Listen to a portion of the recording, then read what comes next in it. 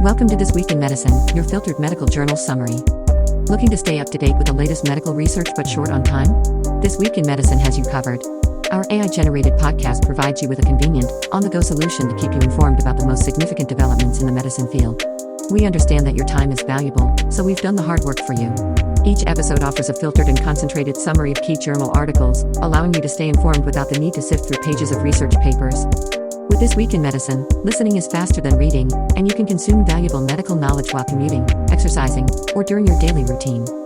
The information provided in this podcast is for general informational purposes only and is not intended as medical advice, diagnosis, or treatment. The podcast is not a substitute for professional medical advice, diagnosis, or treatment. Always seek the advice of your physician or other qualified health provider with any questions you may have regarding a medical condition. Merry Christmas and Happy Holidays to my fellow brothers and sisters. Hi, This Week in Medicine, we will be discussing. First, we will be discussing articles in New England Journal of Medicine. A placebo-controlled trial of percutaneous coronary intervention for stable angina. Background. Percutaneous coronary intervention, PCI, is frequently performed to reduce the symptoms of stable angina. Whether PCI relieves angina more than a placebo procedure in patients who are not receiving antianginal medication remains unknown. Methods. We conducted a double-blind, randomized, placebo-controlled trial of PCI in patients with stable angina. Patients stopped all antianginal medications and underwent a 2-week symptom assessment phase before randomization. Patients were then randomly assigned in a 1-to-1 ratio to undergo PCI or a placebo procedure and were followed for 12 weeks. The primary endpoint was the angina symptom score, which was calculated daily on the basis of the number of angina episodes that occurred on a given day, the number of antianginal medications prescribed on that day, and clinical events, including the occurrence of unblinding owing to unacceptable angina or acute coronary syndrome or death.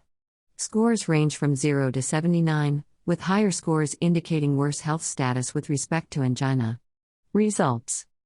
A total of 301 patients underwent randomization, 151 to the PCI group, and 150 to the placebo group. The mean, plus or minus, age was 64 plus or minus 9 years, and 79% were men. Ischemia was present in one cardiac territory in 242 patients, 80%, in 2 territories in 52 patients, 17%, and in 3 territories in 7 patients, 2%. In the target vessels, the median fractional flow reserve was 0.63, interquartile range, 0.49 to 0.75, and the median instantaneous wave-free ratio was 0.78, interquartile range, 0.55 to 0.87.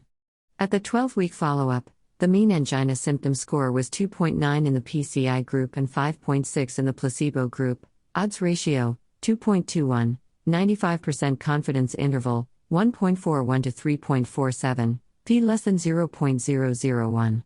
One patient in the placebo group had unacceptable angina leading to unblinding. Acute coronary syndromes occurred in 4 patients in the PCI group, and in 6 patients in the placebo group.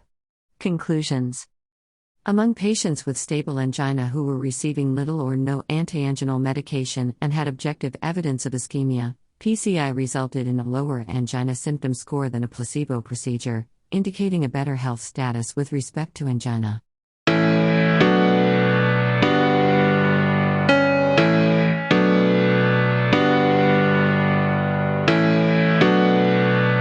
Doxycycline prophylaxis to prevent sexually transmitted infections in women. Background.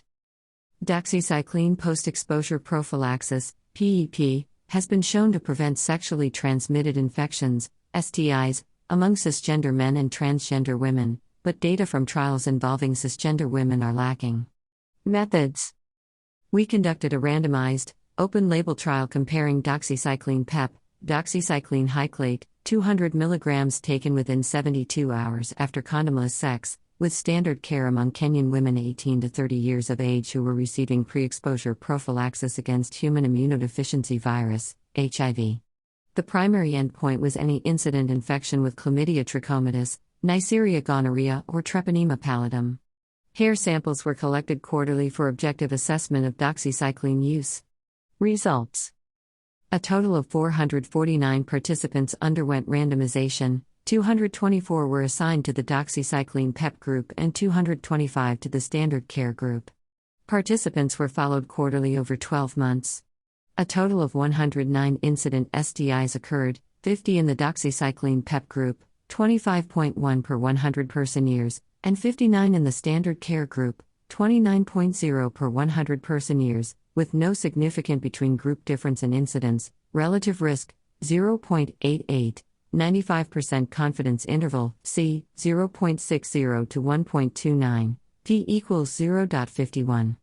Among the 109 incident STIs, chlamydia accounted for 85, 78.0%, 35 in the doxycycline PEP group and 50 in the standard care group. Relative risk, 0.73, 95% C, 0.47 to 1.13. No serious adverse events were considered by the trial investigators to be related to doxycycline, and there were no incident HIV infections. Among 50 randomly selected participants in the doxycycline PEP group, doxycycline was detected in 58 of 200 hair samples, 29.0%. All in gonorrhea-positive isolates were resistant to doxycycline. Conclusions. Among cisgender women, the incidence of STIs was not significantly lower with doxycycline PEP than with standard care. According to hair sample analysis, the use of doxycycline PEP among those assigned to receive it was low.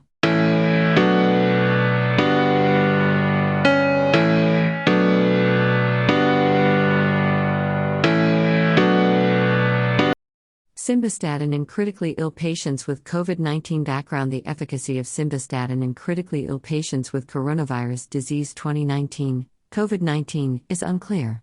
Methods. In an ongoing international, multifactorial, adaptive platform, randomized, controlled trial, we evaluated simvastatin, 80 mg daily, as compared with no statin, control, in critically ill patients with COVID-19 who were not receiving statins at baseline. The primary outcome was respiratory and cardiovascular organ support-free days, assessed on an ordinal scale combining in-hospital death, assigned a value of -1, and days free of organ support through day 21 in survivors. The analyzed used a Bayesian hierarchical ordinal model. The adaptive design included pre-specified statistical stopping criteria for superiority, greater than 99% posterior probability that the odds ratio was greater than 1, and futility, greater than 95% posterior probability that the odds ratio was less than 1.2. Results. Enrollment began on October 28, 2020. On January 8, 2023, enrollment was closed on the basis of a low anticipated likelihood that pre-specified stopping criteria would be met as COVID-19 cases decreased. The final analysis included 2,684 critically ill patients.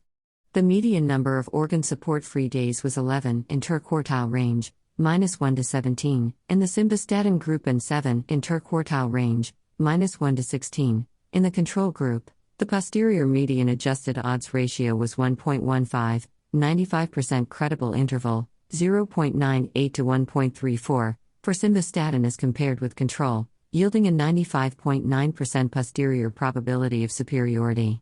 At 90 days, the hazard ratio for survival was 1.12, 95% credible interval, 0.95 to 1.32, yielding a 91.9% posterior probability of superiority of simvastatin. The results of secondary analyses were consistent with those of the primary analysis. Serious adverse events, such as elevated levels of liver enzymes and creatine kinase, were reported more frequently with simvastatin than with control. Conclusions. Although recruitment was stopped because cases had decreased, among critically ill patients with COVID-19, simvastatin did not meet the pre-specified criteria for superiority to control.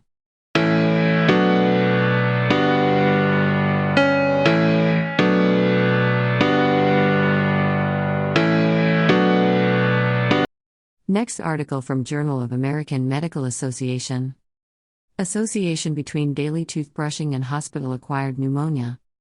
Objective to determine whether daily toothbrushing is associated with lower rates of HAP and other patient-relevant outcomes. Data sources: a search of PubMed, Embase, Cumulative Index to Nursing and Allied Health, Cochrane Central Register of Controlled Trials, Web of Science, Scopus, and 3 trial registries was performed from inception through March 9, 2023. Study selection randomized clinical trials of hospitalized adults comparing daily oral care with toothbrushing versus regimens without toothbrushing. Data extraction and synthesis. Data extraction and risk of bias assessments were performed in duplicate. Meta-analysis was performed using random effects models. Main outcomes and measures. The primary outcome of this systematic review and meta-analysis was HAP. Secondary outcomes included hospital and intensive care unit, ICU, mortality, duration of mechanical ventilation, ICU and hospital lengths of stay, and use of antibiotics. Subgroups included patients who received invasive mechanical ventilation versus those who did not, toothbrushing twice daily versus more frequently, toothbrushing provided by dental professionals versus general nursing staff, electric versus manual toothbrushing, and studies at low versus high risk of bias. Results. A total of 15 trials met inclusion criteria, including 10,742 patients, 2,033 in the ICU and 8,709 in non-ICU departments. Effective population size was 2,786 after shrinking the population to account for one cluster randomized trial in non-ICU patients. Toothbrushing was associated with significantly lower risk for HAP, risk ratio RR 0.67, 95% C, 0.56 to 0.81, and ICU mortality, RR, 0.81, 95% C, 0.69 to 0.95. Reduction in pneumonia incidence was significant for patients receiving invasive mechanical ventilation, RR, 0.68, 95% C, 0.57 to 0.82, but not for patients who were not receiving invasive mechanical ventilation, RR, 0.32, 95% C, 0.05 to 2.02. Toothbrushing for patients in the ICU was associated with fewer days of mechanical ventilation, mean difference, minus 1.24, 95% C, minus 2.42 to minus 0.06 days, and a shorter ICU length of stay, mean difference, minus 1.78, 95% C, minus 2.85 to minus 0.70 days. Brushing twice a day versus more frequent intervals was associated with similar effect estimates. Results were consistent in a sensitivity analysis restricted to 7 studies at low risk of bias, 1,367 patients. Non-ICU hospital length of stay and use of antibiotics were not associated with toothbrushing.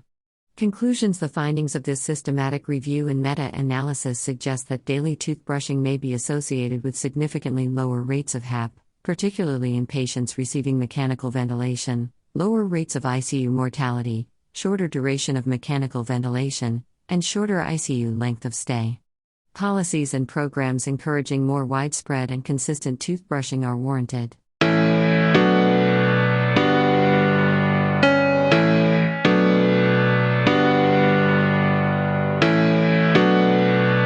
Next article from Annals of Internal Medicine. Inappropriate prescribing to older patients by nurse practitioners and primary care physicians. Background. Many U.S. states have legislated to allow nurse practitioners, NPs, to independently prescribe drugs. Critics contend that these moves will adversely affect quality of care. Objective: to compare rates of inappropriate prescribing among NPs and primary care physicians. Design: rates of inappropriate prescribing were calculated and compared for 23,669 NPs and 50,060 primary care physicians who wrote prescriptions for 100 or more patients per year, with adjustment for practice experience, patient volume and risk, clinical setting, year, and state. Setting: 29 states that had granted NPs prescriptive authority by 2019. Patients: Medicare Part D beneficiaries aged 65 years or older in 2013 to 2019. Measurements: inappropriate prescriptions, defined as drugs that typically should not be prescribed for adults aged 65 years or older, according to the American Geriatric Society's Beers criteria.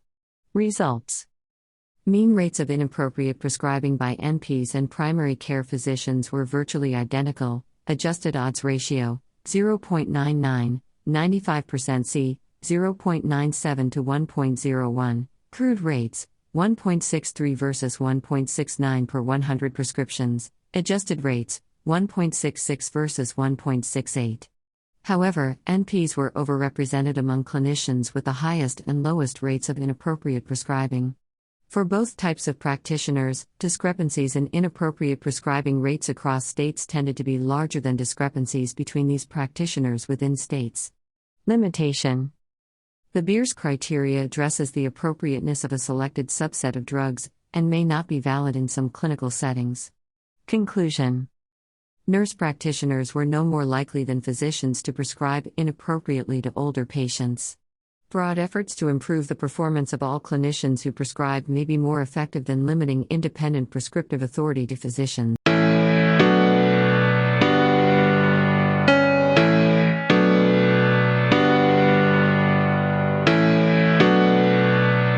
Next article from Nature Medicine. The infant gut virome is associated with preschool asthma risk independently of bacteria. Bacteriophage, also known as phage, communities that inhabit the gut have a major effect on the structure and functioning of bacterial populations, but their roles and association with health and disease in early life remain unknown. Here, we analyze the gut virome of 647 children aged 1 year from the Copenhagen Prospective Studies on Asthma in Childhood 2010, COPSAC 2010, mother-child cohort, all deeply phenotyped from birth and with longitudinally assessed asthma diagnoses. Specific temperate gut phage taxa were found to be associated with later development of asthma. In particular, the joint abundances of 19 cautoviral families were found to significantly contribute to this association. Combining the asthma-associated virome and bacterium signatures had additive effects on asthma risk, implying an independent virome-asthma association. Moreover, the virome-associated asthma risk was modulated by the host TLR9RS187084 gene variant, suggesting a direct interaction between phages and the host immune system. Further studies will elucidate whether phages, alongside bacteria and host genetics, can be used as preclinical biomarkers for asthma.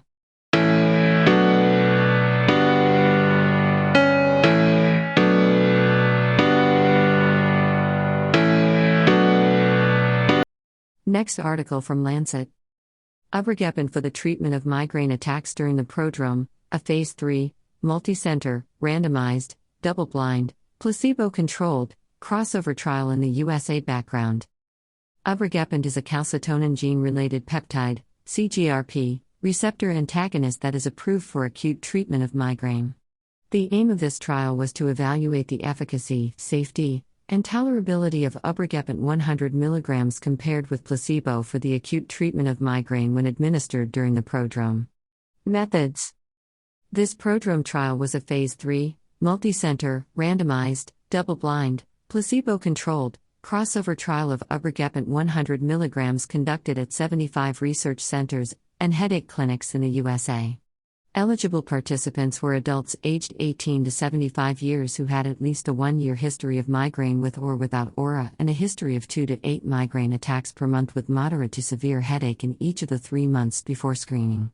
Eligible participants were randomly assigned, 1-to-1, to either receive placebo to treat the first qualifying prodrome event and Ubrogepant 100 mg to treat the second qualifying prodrome event, or to receive Ubrogepant 100 mg to treat the first qualifying prodrome event and placebo to treat the second qualifying prodrome event. The primary endpoint was absence of moderate or severe intensity headache within 24 hours after study drug dose. Efficacy analyses were conducted with the modified intention to treat MIT population, defined as all randomly assigned participants with at least one headache assessment within 24 hours after taking the study drug during the treatment period. The safety population included all treated participants who took at least one administration of study drug. The trial is registered with clinicaltrials.gov, NCT 04492020. Findings. Between August 21, 2020, and April 19, 2022, 518 participants were randomly assigned to double-blind crossover treatment. The safety population included 480 participants and the MIT population included 477 participants, 421, 88%, of 480 participants were female and 59, 12%, were male. Absence of moderate or severe headache within 24 hours after a dose occurred after 190, 46%, of 418 qualifying prodrome events that had been treated with Ubrogepant, and after 121, 29%, of 423 qualifying prodrome events that had been treated with placebo, odds ratio 2 middle.09, 95% C1 middle.63 to 2 middle.69, p less than 0 middle.0001. Adverse events that occurred within 48 hours after study drug administration were reported after 77, 17%, of 456 qualifying prodrome events that had been treated with Ubrogepant, and after 55, 12%, of 462 events that had been treated with placebo. Interpretation: Ubrogepant was effective and well tolerated for the treatment of migraine attacks when taken during the prodrome.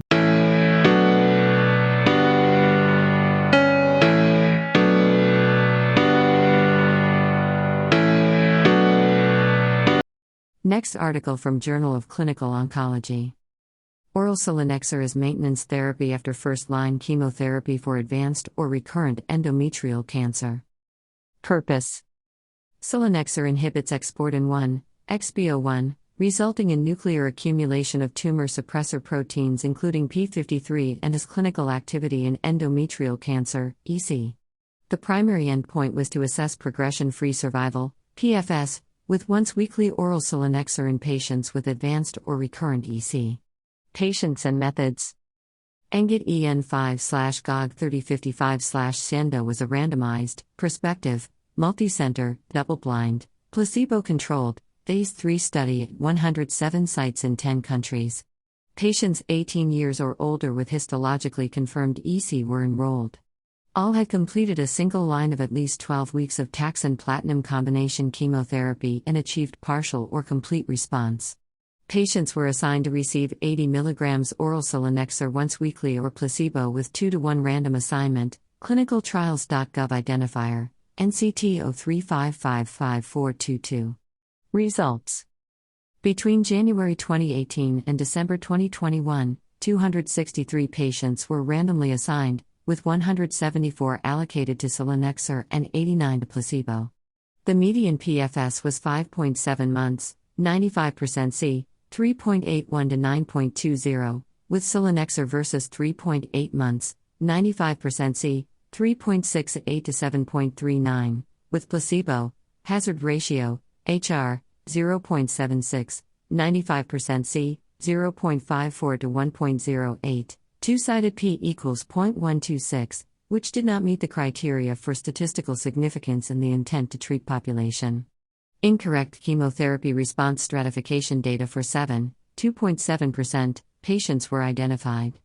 In a pre-specified exploratory analysis of PFS in audited stratification data, PFS for selinexor met the threshold for statistical significance, HR, 0.71, 95% C, 0.499 to 0.996, two-sided p equals 0.049.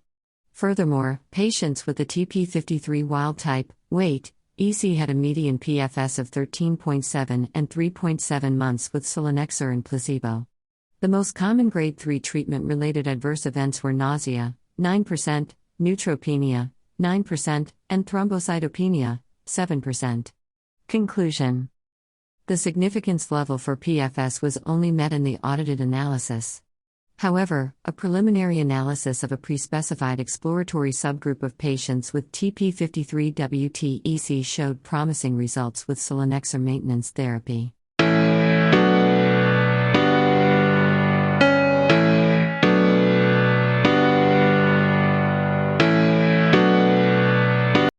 Next article from Journal of Hepatology.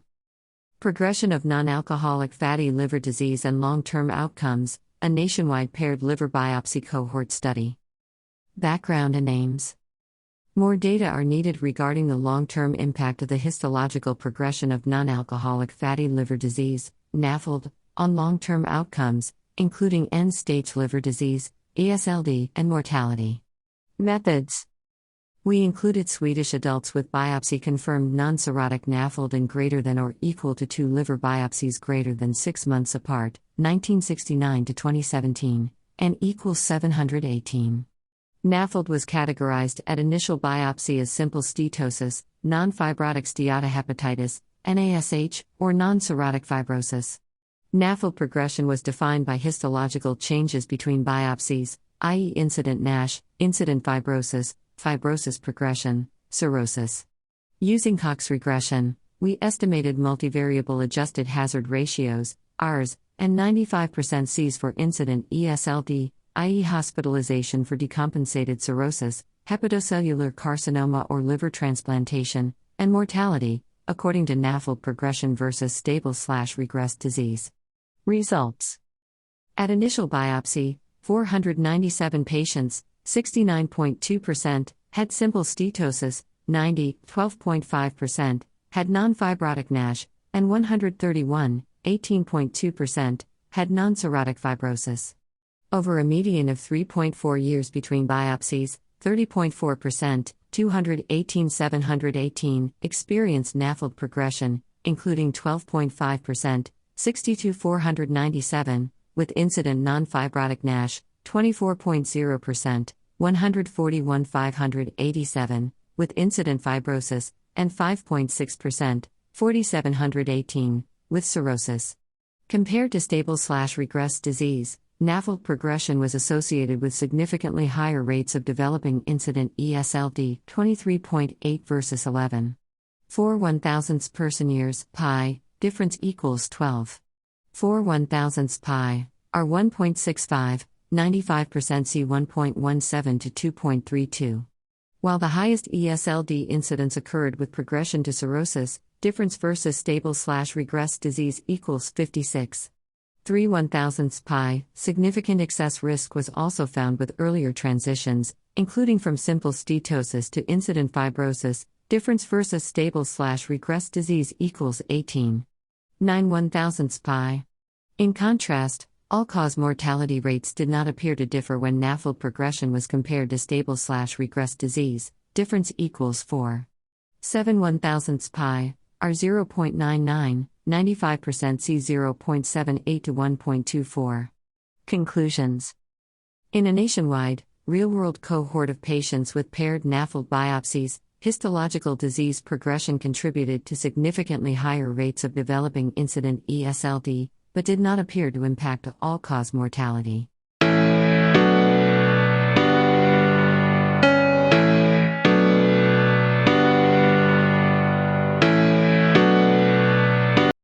Next article from Clinical Gastroenterology. The overlap subgroup of functional dyspepsia exhibits more severely impaired gastric and autonomic functions. Goals. A combination of multiple tests was introduced to non-invasively investigate the differences in pathophysiologies among functional dyspepsia, FD, subgroups, including postprandial distress syndrome, PDS, epigastric pain syndrome, EPS, and overlap. Background. It has not been extensively evaluated whether different pathophysiologies are involved in FD subgroups. Study.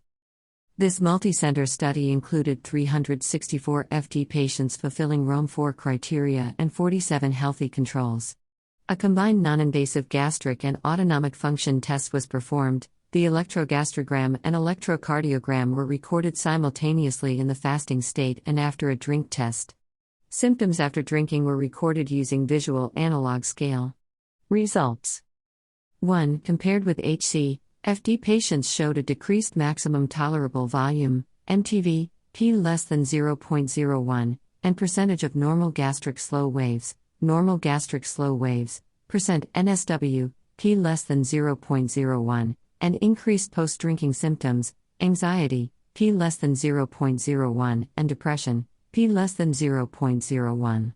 The drink reduced percent NSW in both FD patients and HC. However, the effect was more potent in patients. 2. The PDS and overlap groups displayed a reduced MTV, p less than 0.05. The overlap group exhibited a higher symptom score at 30 minutes after drinking, and higher anxiety and depression scores, and a higher sympathovagal ratio than the EPS, p less than 0.05 for all, and PDS, p less than 0.01 for all. 3. In the PDS subgroup, the MTV, postprandial sympathovagal ratio, and depression were associated with the overall dyspepsia symptom scale, DSS, p equals 0.034, 0.021, 0.043, respectively.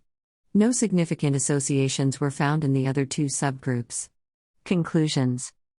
The combination of multiple tests can detect pathophysiological abnormalities in FD patients. Overall, patients with overlap symptoms display more severe pathophysiologies.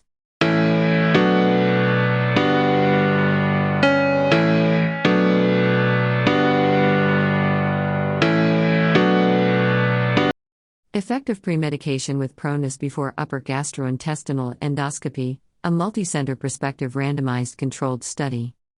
Objectives. This study aimed to confirm whether premedication with pronus before endoscopy improves mucosal visualization and increases precancerous lesion and cancer lesion detection rates. Materials and methods. From June 2018 to April 2019, outpatients scheduled for endoscopy from 13 hospitals were screened to be randomly allocated in a 2:1 ratio to premedication with pronus, Group A, and water, Group B. The primary endpoint was mucosal visibility scores, and the secondary endpoint was precancerous and cancer lesion detection rates. This trial was registered at Chinese Clinical Trial Registry, and the registration number was CHICTR 18000168853. Results. Group A showed significantly lower mucosal visibility scores, better mucosal visibility of esophagus, stomach, and duodenum than Group B, with all p-values less than 0.001. The overall cancer detection rates between Group A and Group B were 0.83 and 1.08%, and overall detection rates of precancerous and cancer lesion were 4.4 and 4.9%, both without significant difference, p equals 1.000 and 0.824. In addition, the flushing volume, milliliter, of Group A, 10.52 plus or minus 23.41, was less than Group B, 36.30 plus or minus 52.11, p less than 0.001, and the flushing frequency of Group A, 0.46 plus or minus 1.01, was fewer than Group B, 1.62 plus or minus 2.12, p less than 0.001. Conclusions. Premedication with pronus could achieve better mucosal visibility and decrease flushing frequency and volume, but may not increase lesion detection rates.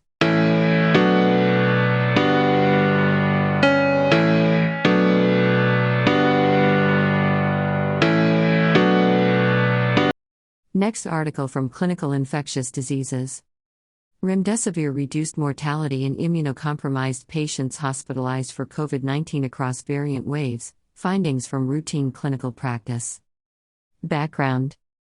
Immunocompromised patients are at high risk of severe coronavirus disease 2019, COVID-19, and death, yet treatment strategies for immunocompromised patients hospitalized for COVID-19 reflect variations in clinical practice. In this comparative effectiveness study, we investigated the effect of remdesivir treatment on inpatient mortality among immunocompromised patients hospitalized for COVID-19 across all variants of concern, VOC, periods. Methods. Data for immunocompromised patients hospitalized for COVID-19 between December 2020 and April 2022 were extracted from the U.S. PINC AIM healthcare database. Patients who received remdesivir within 2 days of hospitalization were matched 1-to-1 using propensity score matching to patients who did not receive remdesivir. Additional matching criteria included admission month, age group, and hospital. Cox proportional hazards models were used to examine the effect of remdesivir on risk of 14 and 28-day mortality during VOC periods. Results. A total of 19,184 remdesivir patients were matched to 11,213 non-remdesivir patients. Overall, 11.1% and 17.7% of remdesivir patients died within 14 and 28 days, respectively, compared with 15.4% and 22.4% of non-remdesivir patients. Remdesivir was associated with a reduction in mortality at 14, hazard ratio, HR, 0.70. 95% confidence interval, 0.62. 78 and 28 days, HR, 0.75, 95% C, 0.68. 83. The survival benefit remained significant during the pre-Delta, Delta, and Omicron periods. Conclusions. Prompt initiation of remdesivir in immunocompromised patients hospitalized for COVID-19 is associated with significant survival benefit across all variant waves. These findings provide much-needed evidence relating to the effectiveness of a foundational treatment for hospitalized COVID-19 patients among a high-risk population.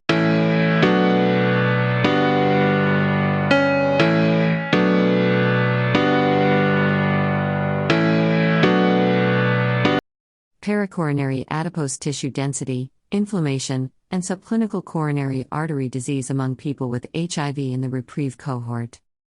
Background: pericoronary adipose tissue, PCAT, may influence plaque development through inflammatory mechanisms. We assess PCAT density as a measure of pericoronary inflammation in relationship to coronary plaque among people with human immunodeficiency virus, HIV, PWH, and to a matched control population.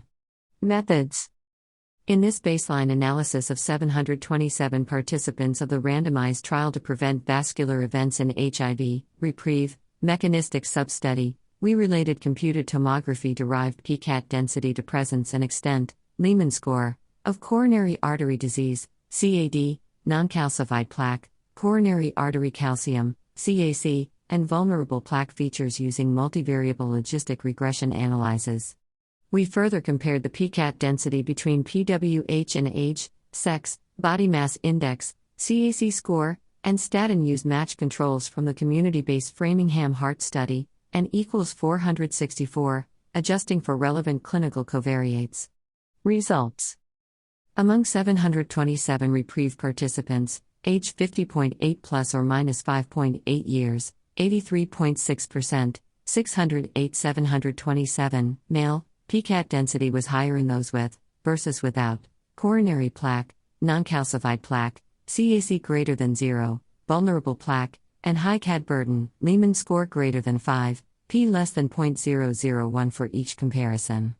PCAT density related to prevalent coronary plaque, adjusted odds ratio, per 10 who, 1.44, 95% confidence interval, 1.22 to 1.70, p less than 0.001, adjusted for clinical cardiovascular risk factors, body mass index, and systemic immune/inflammatory biomarkers. Similarly, PCAT density related to CAC greater than 0, non-calcified plaque, vulnerable plaque, and Lehman score greater than 5, all p less than or equal to 0.002. PCAT density was greater among REPRIEVE participants versus Framingham Heart Study, minus 88.2 plus or minus 0.5 who versus minus 90.6 plus or minus 0.4 who, p less than 0.001. Conclusions: among PWH in REPRIEVE, a large primary cardiovascular disease prevention cohort increased PCAT density independently associated with prevalence and severity of coronary plaque, linking increased coronary inflammation to CAD in PWH.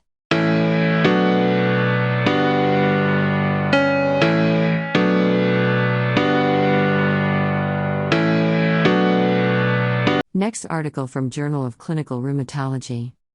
Barriers and Solutions for Pediatric Rheumatology Referrals in a Rural Area, Physician Survey Results from Montana State.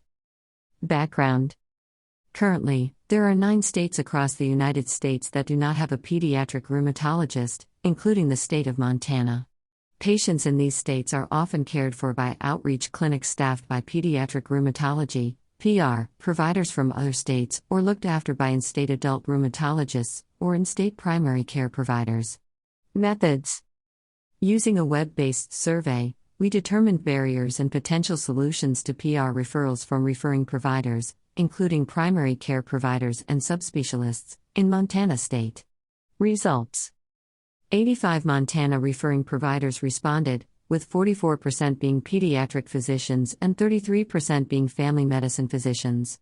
Other respondents were adult rheumatologists, pediatric and family medicine advanced practice providers, orthopedic surgeons, and pediatric subspecialists. 85% of providers had previously referred a patient to PR.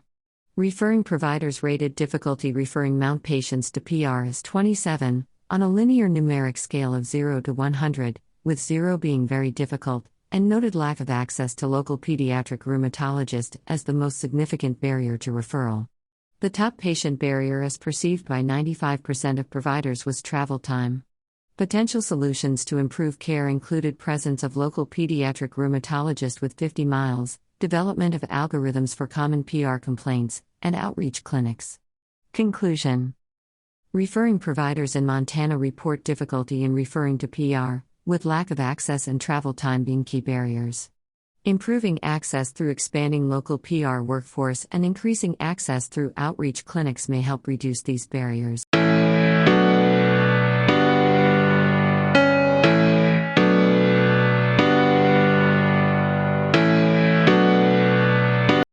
Next article from Arthritis and Rheumatology. Relation of intra-articular mineralization to knee pain and knee osteoarthritis, a longitudinal analysis in the most study. Objective. Intra-articular, calcium crystal deposition is common in knee osteoarthritis, OA, but of unclear significance. It is possible that low-grade, crystal-related inflammation may contribute to knee pain. We examined the longitudinal relation of computed tomography, CT-detected mineralization to the development of knee pain. Methods. We used data from the National Institutes of Health-funded longitudinal multicentre osteoarthritis study. Participants had knee radiographs and bilateral knee CTs at baseline, and pain assessments every 8 months for 2 years. CT images were scored using the Boston University Calcium Knee Score. We longitudinally examined the relation of CT-detected mineralization to the risk of frequent knee pain, FKP, intermittent or constant knee pain worsening, and pain severity worsening using generalized linear mixed effects models. Results. We included 2,093 participants, mean age 61 years, 57% women, mean body mass index 28.8 kg/m2. Overall, 10.2% of knees had mineralization. The presence of any mineralization in the cartilage was associated with 2.0 times higher odds of having FKP, 95% confidence interval, c. 1.38 to 2.78, and 1.86 times more frequent intermittent or constant pain, 95% c. 1.20 to 2.78, with similar results seen for the presence of any mineralization in the meniscus or joint capsule. A higher burden of mineralization anywhere within the knee was associated with a higher odds of all pain outcomes. Odds ratio ranged from 2.14 to 2.21. Conclusion. CT-detected mineralization was associated with risk of having more frequent, persistent, and worsening knee pain over 2 years. Targeting mineralization may have therapeutic potential for pain improvement in knee.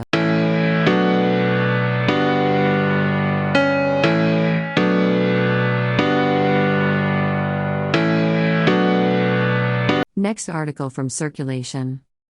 Dapagliflozin and apparent treatment-resistant hypertension in heart failure with mildly reduced or preserved ejection fraction, the DELIVER trial. Background.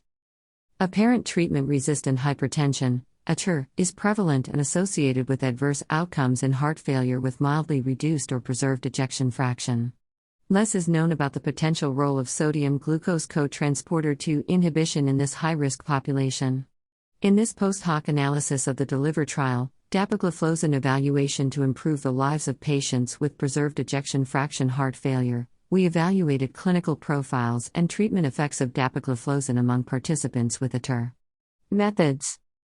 DELIVER participants were categorized on the basis of baseline blood pressure, BP, with ATR defined as BP greater than or equal to 140/90 mm Hg, greater than or equal to 130/80 mm Hg if diabetes, despite treatment with 3 antihypertensive drugs including a diuretic. Non-resistant hypertension was defined as BP above threshold but not meeting ATR criteria. Controlled BP was defined as BP under threshold. Incidence of the primary outcome, cardiovascular death or worsening heart failure event, key secondary outcomes, and safety events was assessed by baseline BP category. Results. Among 6,263 DELIVER participants, 3,766, 60.1%, had controlled BP, 1,779, 28.4%, had non-resistant hypertension, and 718, 11.5%, had ATR at baseline. Participants with ATR had more cardiometabolic comorbidities and tended to have higher left ventricular ejection fraction and worse kidney function.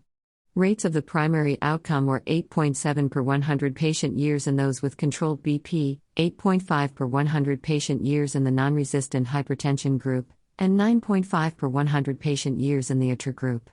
Relative treatment benefits of dapagliflozin versus placebo on the primary outcome were consistent across BP categories. P interaction equals 0.114.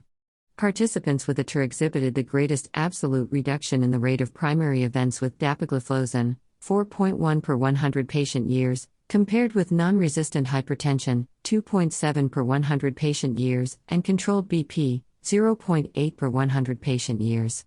Irrespective of assigned treatment, participants with ATR experienced a higher rate of reported vascular events, including myocardial infarction and stroke, over study follow-up. Dapagliflozin modestly reduced systolic BP by 1 to 3 mm Hg, without increasing risk of hypotension, hypovolemia, or other serious adverse events, irrespective of BP category, but did not improve the proportion of participants with ATR attaining goal BP over time. Conclusions. ATR was identified in greater than 1 in 10 patients with heart failure and left ventricular ejection fraction greater than 40% in DELIVER. Dapagliflozin consistently improved clinical outcomes and was well tolerated, including among those with ATR.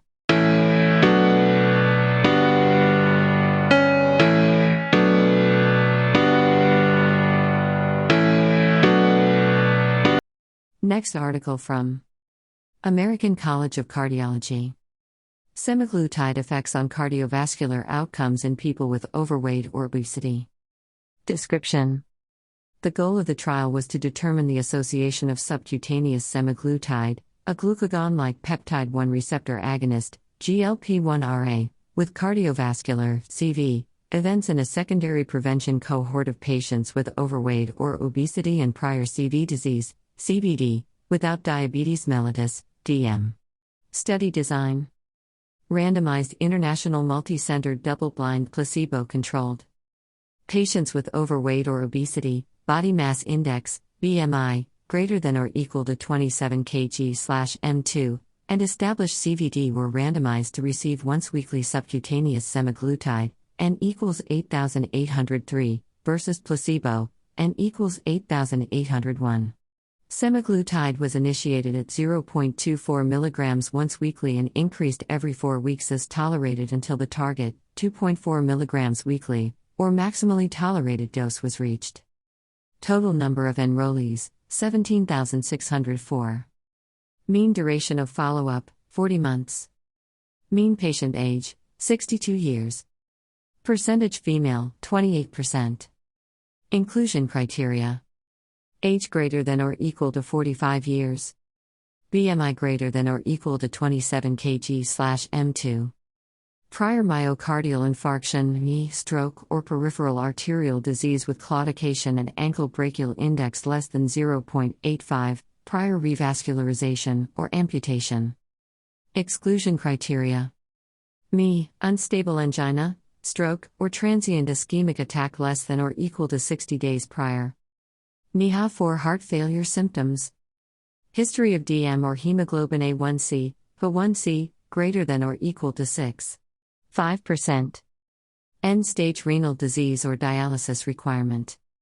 Mean exposure to target semaglutide dose, 33 months. Principal findings?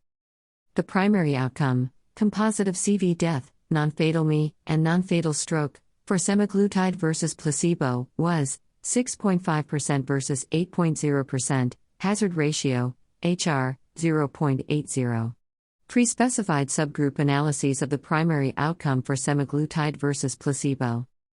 HbA1c less than 5.7% versus greater than or equal to 5.7%, HR 0.82, 95% C 0.68 to 1.00, versus HR 0.79. 95% C 0.69 to 0.90. Secondary outcomes for semaglutide versus placebo.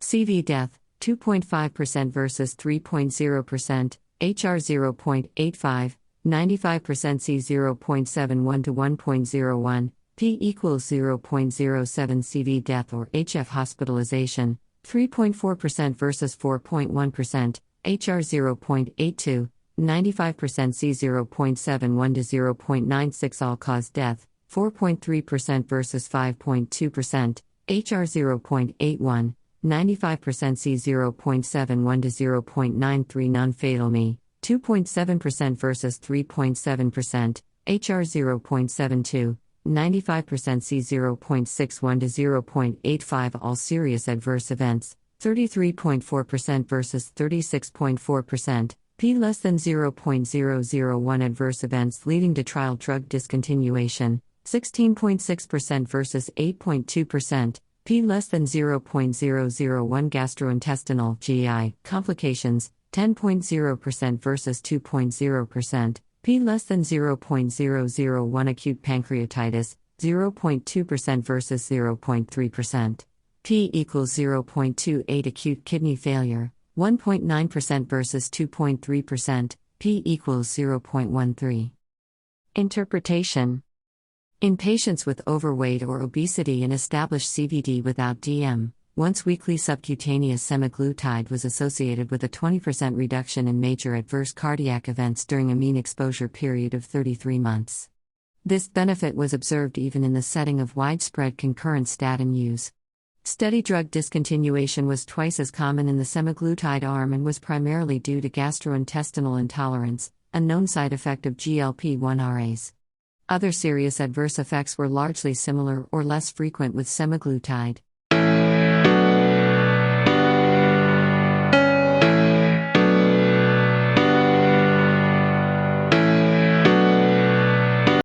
From Journals of the American College of Cardiology. Lipoprotein A and risks of peripheral artery disease, abdominal aortic aneurysm, and major adverse limb events. Background. LPA, lipoprotein lowering therapy to reduce cardiovascular disease is under investigation in Phase 3 clinical trials. High LPA may be implicated in peripheral artery disease, PAD, abdominal aortic aneurysms, AAAs, and major adverse limb events, MALE. Objectives. The authors investigated the association of high LPA levels and corresponding LPA genotypes with risk of PAD, AAA, and MALE. Methods. The authors included 108,146 individuals from the Copenhagen General Population Study. During follow-up, 2,450 developed PAD, and 1,251 AAAs. Risk of MALE was assessed in individuals with PAD at baseline and replicated in the Copenhagen City Heart Study. Results. Higher LPA was associated with a stepwise increase in risk of PAD and AAA, P for trend less than 0.001.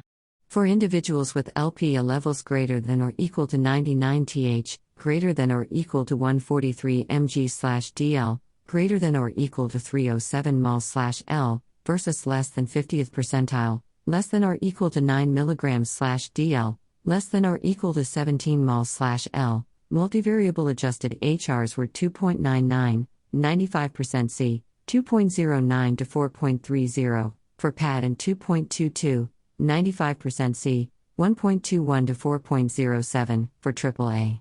For individuals with PAD, the corresponding incidence rate ratio for male was 3.04, 95% C, 1.55 to 5.98.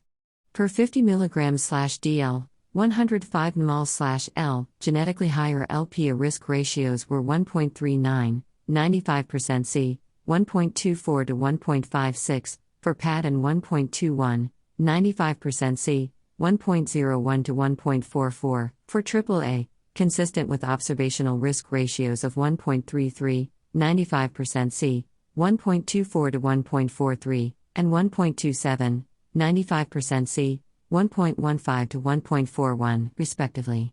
In women smokers aged 70 to 79 years with LPA less than 50th and greater than or equal to 99 th percentile, absolute 10-year risks of PAD were 8% and 21%, and equivalent risks in men 11% and 29%, respectively. For AAA, corresponding risks were 2% and 4% in women, and 5% and 12% in men. Conclusions. High LPA levels increased risk of PAD, AAA, and male by 2 to 3-fold in the general population, opening opportunities for prevention given future LPA lowering therapies.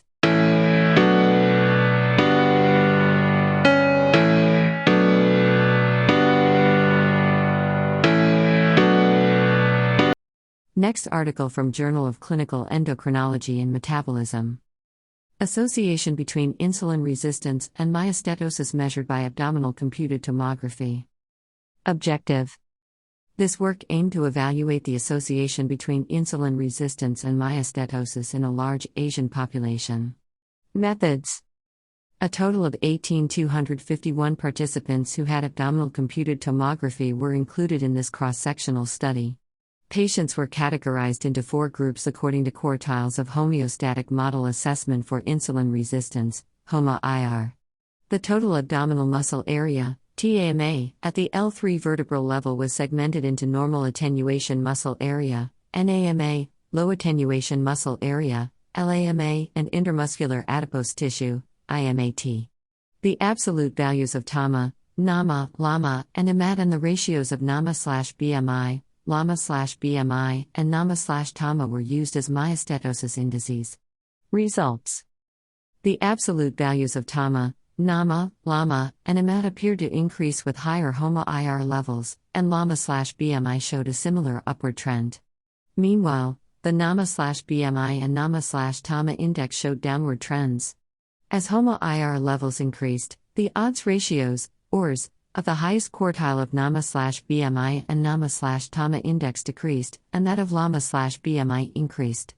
Compared with the lowest HOMA-IR group, the adjusted ORs, 95% C, in the highest HOMA-IR group for the lowest NAMA/TAMA quartile were 0.414, 0.364 to 0.471 in men and 0.464, 0.384 to 0.562 in women.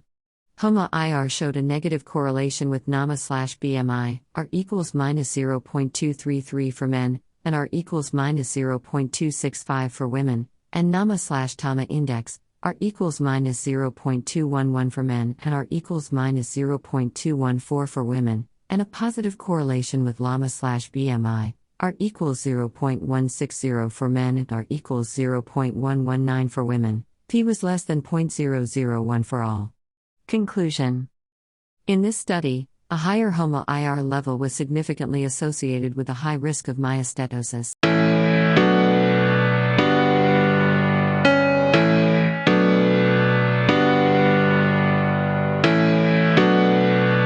The glucose challenge test in pregnancy identifies future risk of diabetes. Objective.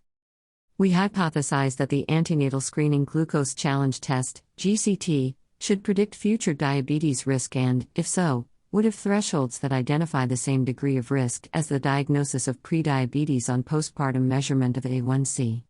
Methods. With population-based administrative databases, we identified all women in Ontario, Canada, who had a GCT in pregnancy with delivery between January 2007 and December 2017, followed by measurement of A1C and fasting glucose within 2 years postpartum, N equals 141,858, including 19,034 with GDM. Women were followed over a median of 3.5 years for the development of diabetes. Results. Under the assumption of a linear exposure effect, the 1-hour post-challenge glucose concentration on the GCT was associated with an increased likelihood of developing diabetes, hazard ratio 1.39, 95% C, 1.38 to 1.40.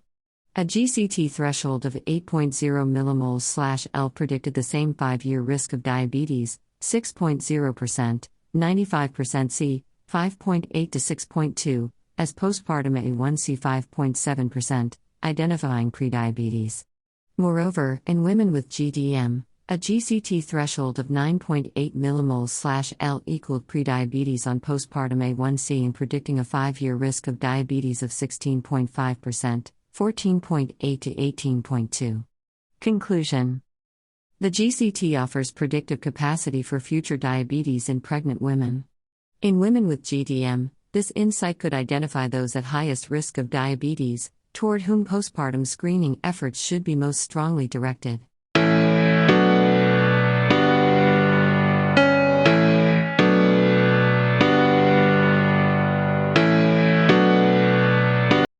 Next article from Neurology. Association of spinal cord atrophy and brain paramagnetic rim lesions with progression independent of relapse activity in people with Mississippi. Background and objectives. Progression independent of relapse activity, PIRA, is a crucial determinant of overall disability accumulation in multiple sclerosis, MS. Accelerated brain atrophy has been shown in patients experiencing PIRA. In this study, we assessed the relation between PIRA and neurodegenerative processes reflected by 1. Longitudinal spinal cord atrophy and 2. Brain paramagnetic rim lesions, PRLs. Besides, the same relationship was investigated in progressive MS, PMS. Last, we explored the value of cross-sectional brain and spinal cord volumetric measurements in predicting PIRA. Methods.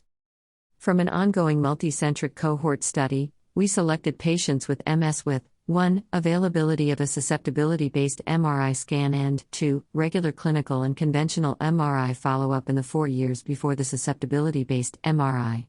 Comparisons in spinal cord atrophy rates, explored with linear mixed effect models, and PRL count, explored with negative binomial regression models, were performed between 1. Relapsing remitting, RRMS and PMS phenotypes and 2. Patients experiencing PIRA and patients without confirmed disability accumulation, CDA, during follow-up, both considering the entire cohort and the subgroup of patients with RRMS. Associations between baseline MRI volumetric measurements and time to PIRA were explored with multivariable Cox regression analyses. Results. In total, 445 patients with MS, 64.9% female, mean, SD, age at baseline 45.0, 11.4 years, 11.2% with PMS, were enrolled.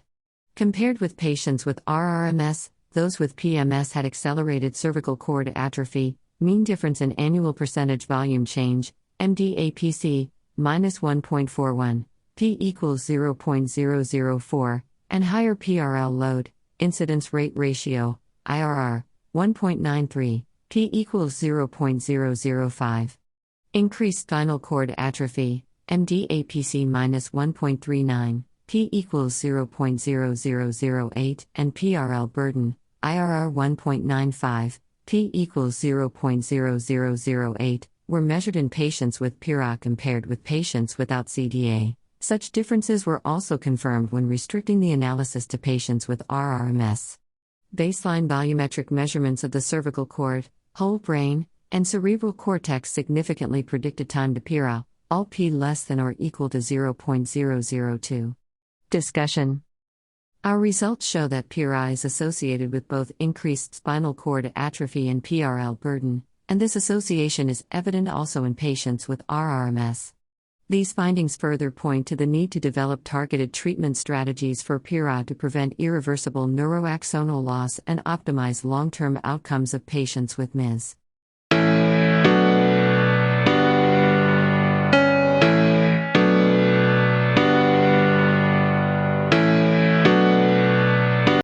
Next article from Chest. Association between ROME classification among hospitalized patients with COPD exacerbations and short-term and intermediate-term outcomes. Background.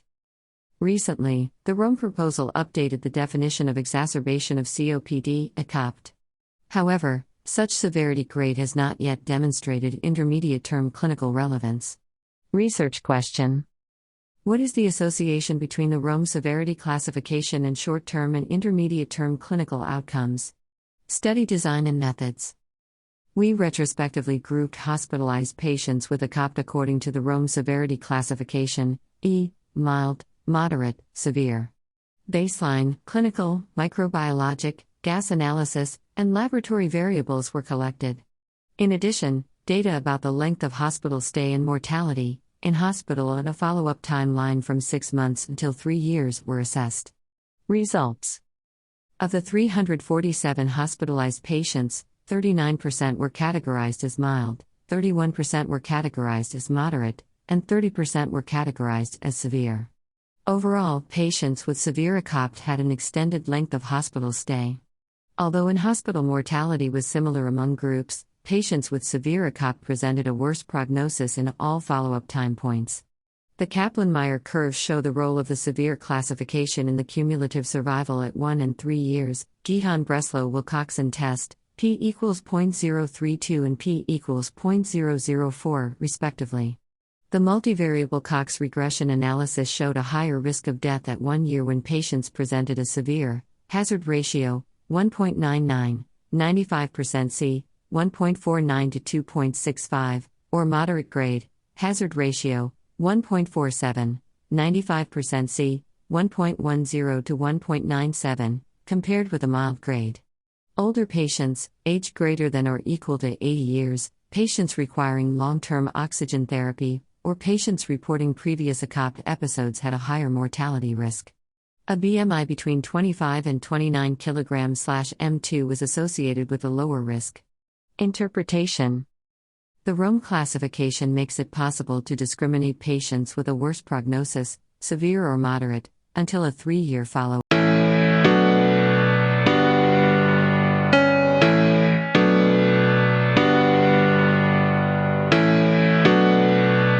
Next article from the American Journal of Respiratory and Critical Care Medicine: high-dose inhaled nitric oxide in acute hypoxemic respiratory failure due to COVID-19, a multicenter phase 2 trial. Rationale: the effects of high-dose inhaled nitric oxide on hypoxemia in coronavirus disease, COVID-19, acute respiratory failure are unknown.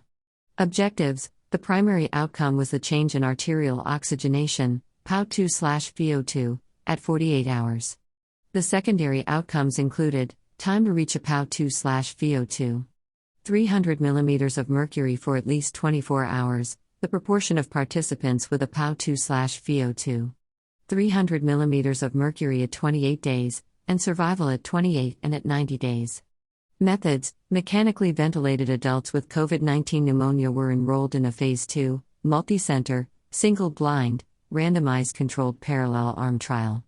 Participants in the intervention arm received inhaled nitric oxide at 80 parts per million for 48 hours, compared with the control group receiving usual care, without placebo.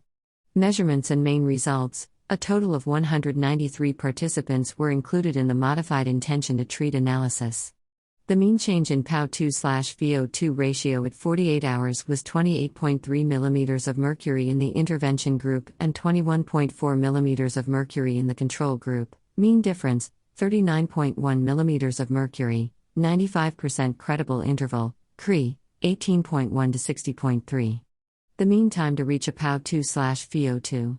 300 mm of mercury in the interventional group was 8.7 days, compared with 8.4 days for the control group. Mean difference, 0.44, 95% CRE, 23.63 to 4.53. At 28 days, the proportion of participants attaining a PAO2/VO2. 300 mm of mercury was 27.7% in the inhaled nitric oxide group and 17.2% in the control subjects. Risk ratio, 2.03, 95% CRE, 1.11 to 3.86. Duration of ventilation and mortality at 28 and 90 days did not differ. No serious adverse events were reported. Conclusions: the use of high-dose inhaled nitric oxide resulted in an improvement of PAO2/VO2 at 48 hours compared with usual care in adults with acute hypoxemic respiratory failure due to COVID-19.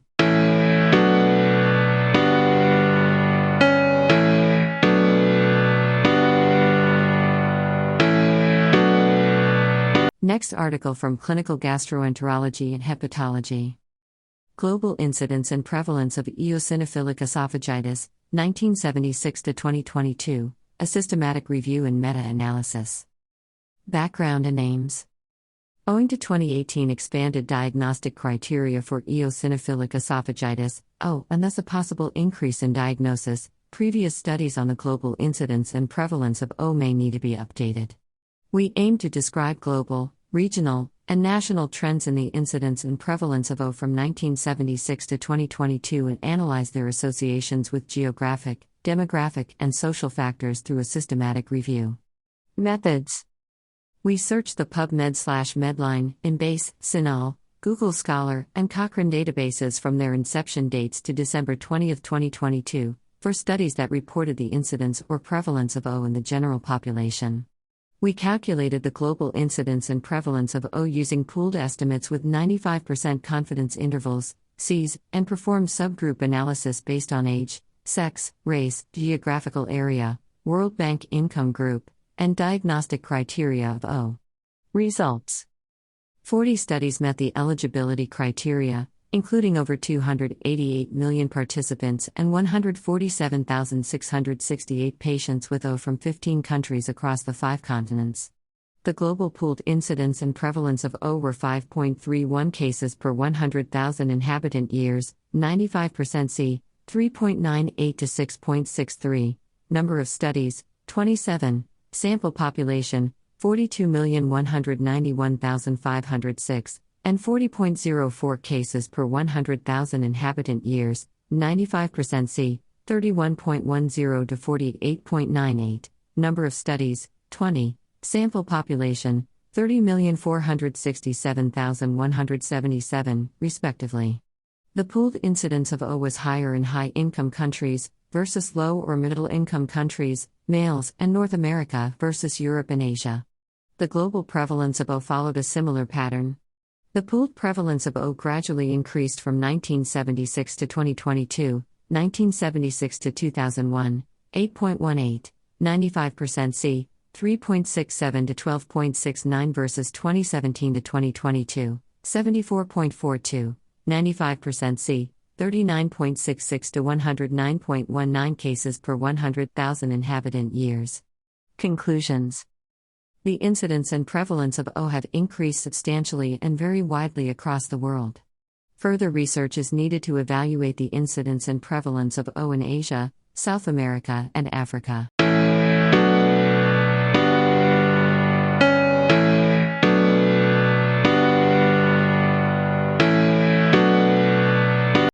Next article is from Clinical Journal of American Society of Nephrology.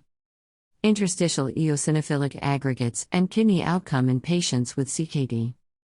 Background: interstitial eosinophilic aggregates are observed in various kidney diseases, but their clinical implications remain unknown. We assessed the association between interstitial eosinophilic aggregates and kidney outcomes and further analyzed the association between blood eosinophil count, as a surrogate for interstitial eosinophilic aggregates, and the risk of kidney failure in patients with advanced CKD. Methods: we analyzed datasets from 2 retrospective cohort studies. 1. The kidney biopsy cohort, including 563 patients who underwent native kidney biopsy at Osaka University Hospital between 2009 and 2021, and 2. The retrospective CKD cohort, including 2,877 patients with an EFR of 10 to 60 ml per minute per 1.73 meters. 2. Referred to the Nephrology Outpatient Center at Osaka University Hospital between 2005 and 2018. Interstitial eosinophilic aggregates were defined as greater than or equal to 5 interstitial eosinophils in the high-power field on hematoxylin and eosin staining. This study outcome was initiation of KRT or greater than or equal to 40% decline in EGFR. Results: in the kidney biopsy cohort, interstitial eosinophilic aggregates were found in 17% of patients, most frequently in those with diabetic nephropathy, 50%. Interstitial eosinophilic aggregates were associated with a higher rate of the composite kidney outcome after adjustment for clinical and histological variables, hazard ratio, 3.61, 95% confidence interval, 2.47 to 5.29, p less than 0.001. Lasso revealed that blood eosinophil count was the strongest predictor of interstitial eosinophilic aggregates. In the retrospective CKD cohort, higher baseline and time-updated blood eosinophil counts were significantly associated with a higher rate of KRT initiation and Cox proportional hazards models and marginal structural models. Conclusions: interstitial eosinophilic aggregates were associated with a higher risk of a composite of KRT initiation or greater than or equal to 40% decline in EGFR.